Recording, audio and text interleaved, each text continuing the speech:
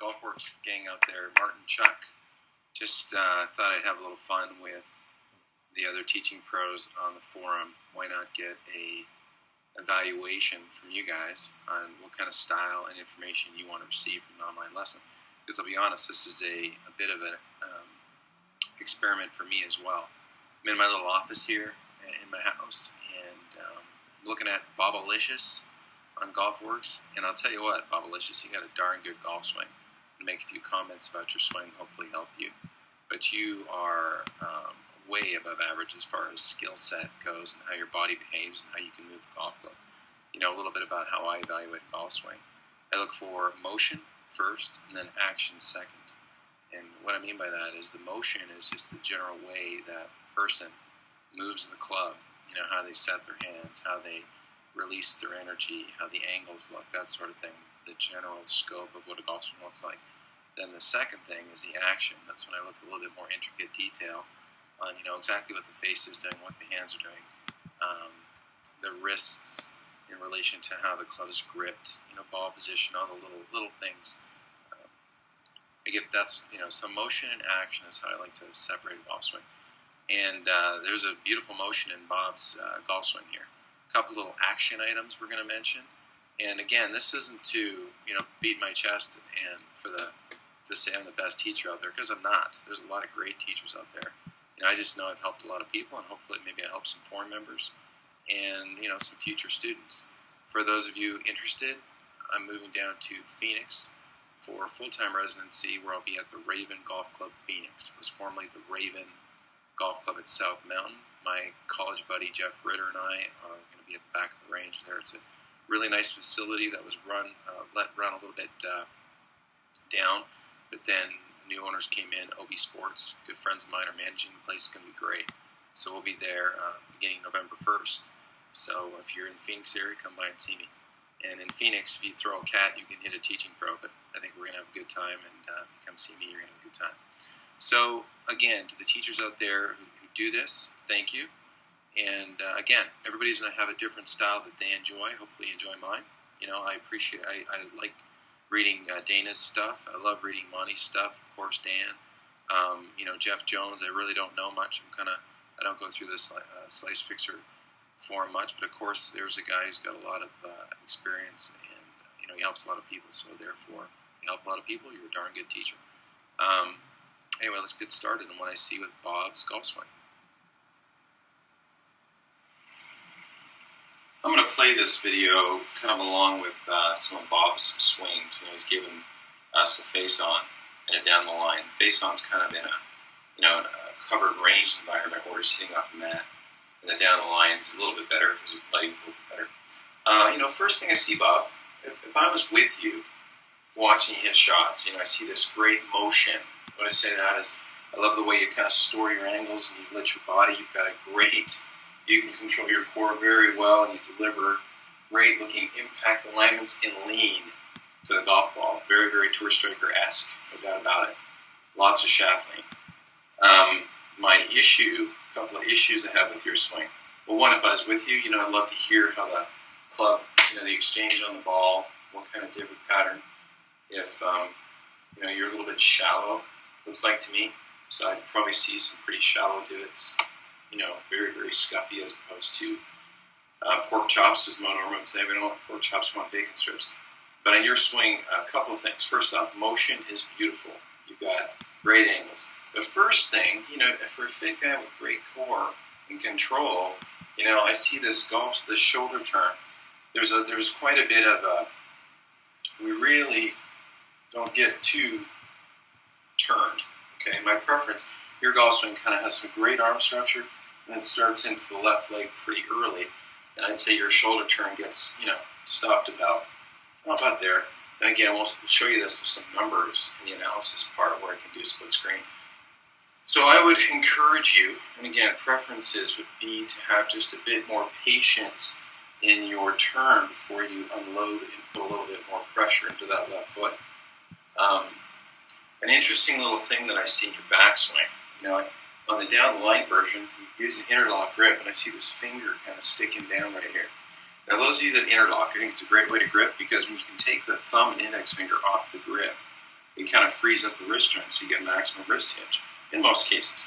So I encourage you, interlockers out there, in Bob's case, fantastic, but you don't normally see tour players, with their left index finger sticking down. It's not going to suggest that you have to fix that. I'm just going to say perhaps that you've got this grip in the right hand, maybe a little too in the palm, per se, as opposed to a bit more in the fingers. But that's just a side, because I'm saying this for a lot of the interlockers out there, that a good interlock grip is really just kind of an X of the fingers, not wedding to wedding. So, but the thing about your grip I want to address is that when you take the club back, the first move seems to be this little hand move, just a little bit of a, first things back, a little bit of a move of the hands, and look at that on the analysis.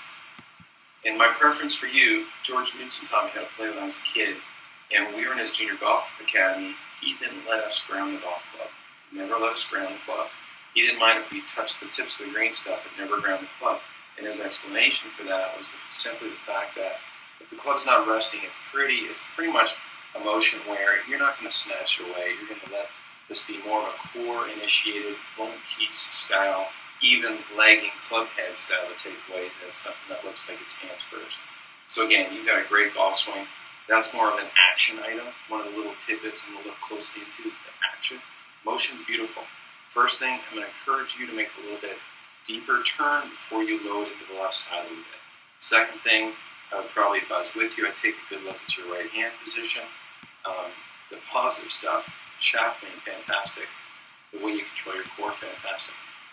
When we look at this analysis, you're going to see that there's not a whole lot of this exit where this golf club here gets back to impact and we exit left. My preference is that I like to see the hands disappear through impact. I don't want to see the hands run down the target line and see this go up. My preference is that the arms swing more left. There's a bit more retention of right wrist.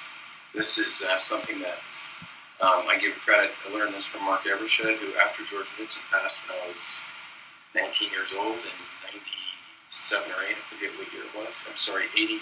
So I'm going to pause my little video here for a second and just take a look at the left screen, where I would do a lot of work here. We'll talk about this closed face and this little bowed left wrist in a moment again on this. A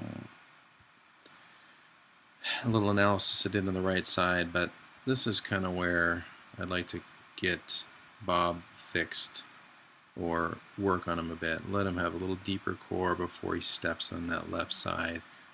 He's got amazing control of his body here. A lot of good core strength and rotation most people don't have. We'll continue on with this analysis here. 88, I think, January 21st. Mark Evershed became my coach around shortly thereafter. And Mark really talked about on-plane arms, and that's something I would work with you too. I'm just kind of sequencing these arms, going left. And I just got done watching Hunter Mayhem play really good golf, and then Bill Haas just made 3 phenomenal up and downs to win the Tour Championship, so congratulations to him. But the on-plane arms is something I'd work with you, simply for the fact that I'd love to see your path. And again, I'd love to watch you hit balls in person, but from what I'm watching, I'd love to see your path just have a bit more leftward look through the golf ball. Your path tends to be a little bit inside out, away from you. Sorry about that. A little aside, my computer started talking to me. Apparently, one of the tour radio things kicked in and started kind of confusing me. But anyway, back to your action. I wrote a couple of notes here. Grip, just something to be aware of. Your path a little bit inside out. Oh, so your backswing. Your first move back, a little bit of hands, and the club face gets. What I talk about is this club gets a little bowed on the way back, so it is fighting the plane of your left arm. There's a perfect left arm plane, straight up and down. Okay, yours gets a little bit shut. Club face gets a little bit shut. You kind of fix it on the way back, but again, there's something that will really encourage you to be shallow inside out, because as a good player and good athlete that you clearly are, you're not going to want to be, in this bowed position based on your very neutral left hand and release the club left because you're going to hit it left. So that's going to encourage you to be shallow and swing a little bit outside to the right. If I'm going to, if I'm coaching you, clearly I'd love to see a variety of shots. We'd probably see some thin shots, some shots out to the right, some overdraws, some blocks. I think you mentioned in your ball flight comment when Monty asked you, what kind of ball flight are you searching for? You said you hit it kind of low. Again, a shallow approach, probably not spinning the ball. A little bit more crisp and a little bit down and left, a little bit more spin, so the air pressure makes the golf ball go up, based on the fact that you have great alignments, versus a little too inside out, too shallow, not enough spin. You might even look at some sort of shaft relationship. I know it does a lot for me if I'm right long shafts. I just got some new KBS C tapers, very, very nice. And that's really, in your case, I wouldn't be too critical of somebody like you who swings it way better than the average bear. Now, the biggest thing, it would be to take these shoulders and let's get you turned a little bit deeper before you start to unload into that left leg. And I'm almost curious if you're right-eye dominant, because, when I see a short shoulder turn like that, less than full from a guy who's an athlete, then it makes me wonder if his eyes have something to do with it. So I'm curious, and then answer in the GolfWrx post if you are right-eye dominant, because generally what will happen is you're not going to make a swing and let your nose, get in the way of where your dominant eye is looking, which isn't the golf ball. So simple things for you. Let's get the club off the ground and hit some shots. Now, if I hit a shot for you right here, if you can see the ball, where are we here? Okay, well, you can't see the ball. I'm going to hit my door. Got this close to my son's asleep. But again, so the club's up in the air, and if you were to watch me hit balls, you'd think the club's on the ground, but it's narrowly off the ground. And for that reason alone, there's no reason to snatch it away. The club's on the ground, now you have the opportunity to kind of grip in your fingers and pull the club away. So you can club off the ground, little waggle. You can tap to kind of find your radius, but keep it off the ground. And then let's hit some shots. Before you load into the left, let's try to get a little bit deeper shoulder turn. In summary, the next thing, be very mindful of where this club face is going on the way back. This bow position right here isn't my preference. I prefer to see that nice and flat, if anything, just a subtle little cup.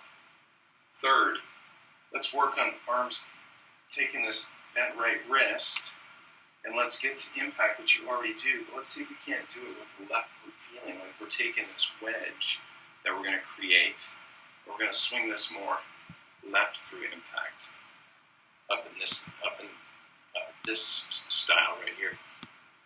And then you might want to take a little look at your grip. That's probably nothing, just a small little thing you could work on ever so slightly for a period of time until that finger's maybe a little bit more matched up with that right index finger. Tiny little things. Anyway, bottom line, great golf swing, great motion, very nice action, couple little itty bitty things. And again, fellas, this isn't about pounding my chest and saying, oh, hey, I'm the greatest teacher, because I'm not. I'm just trying to help people, and hopefully I can help some of you out there play some better golf. And for those of you that participate in GolfWrx and help the guys out there, thank you. The Monties, the Dana, Dan, of course, Jeff Evans, there's Jeff, Slice Fixer Jeff, the guys that help quite a bit. There's Russ, there's MB Mac, I think his name is. Anyway, all you guys that help, thank you. Mike and all the other, I'm forgetting a bunch of you, I know. But you know what? You guys help a lot of golfers, and that's what's important. People read this blog. There's 100,000 members. They're all golf nerds just like me. And I enjoy it. I enjoy helping people. So if I can help any of you out there, give me a call. I'm easy to get a hold of. You can't find me in Phoenix. I'll be back up in Sun River in the summertime. And anyway, Bob, I hope that helps you a little bit. And to you GolfWrxers out there, look forward to